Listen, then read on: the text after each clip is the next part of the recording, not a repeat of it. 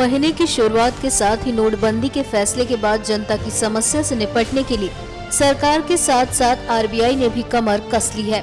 लोगों के अकाउंट में सैलरी आने लगी है और महीने की शुरुआत के साथ लोगों को खर्च करने के लिए भी पैसे की जरूरत होने वाली है। ऐसे में नौकरी पेशा लोगों को अकाउंट में सैलरी के पैसे निकालने में ज्यादा परेशानी न हो, इसके लिए रिजर्व बैंक ऑफ इंडिया सतर्क है। आरबीआई ने इसे लेकर विशेष प्लानिंग भी की है। इसके तहत दिसंबर के पहले सप्ताह में बैंकों की उन शाखाओं में 20 से 30% तक ज्यादा कैश सप्लाई किया जाएगा जहां लोगों के सैलरी अकाउंट हैं। बुधवार शाम से बैंकों और एटीएम में 500 के नए नोटों की सप्लाई तेज कर दी गई है। आरबीआई भी इस बात का आकलन कर चुका है कि सैलरी आने के बाद बैंकों और एटीएम में आने वाले ग्राहकों की संख्या बढ़ेगी।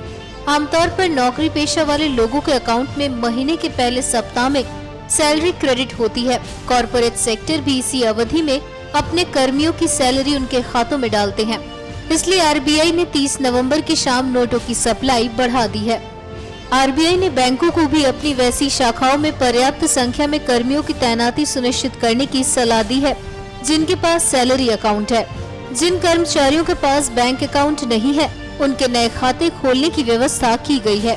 इसके लिए विशेष शिविर लगाए जा रहे हैं। जानकारी के मुताबिक वित्त मंत्रालय के निर्देश पर सैलरी डे को ध्यान में रखते हुए मंगलवार तक कैश की सप्लाई के लिए भारतीय वायुसेना के विमानों की भी मदद ली गई। इन विमानों के जरिए 210 टन करेंसी नोट्स देश भर में मौजूद आरबीआई के विभिन्न सेंटर्स पर पहुंचाए गए हैं और फिर बैंकों तक पहुंचाया जा रहा है, जिससे जल्द से जल्द कैश तय बैंकों तक पहुंच सके और लोगों को परेशानी न हो।